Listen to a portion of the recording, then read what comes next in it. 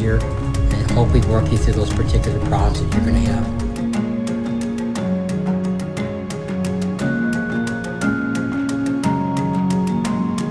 The decision whether we use a dry cleaning solvent when we dry clean something, or if we use a water-based solution.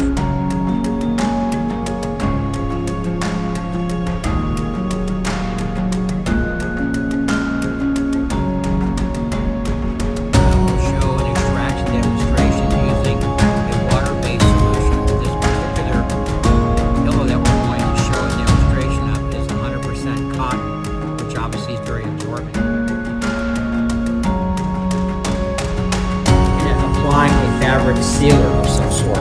Now, fabric sealers, as discussed in another segment, either come water-based or they come solvent.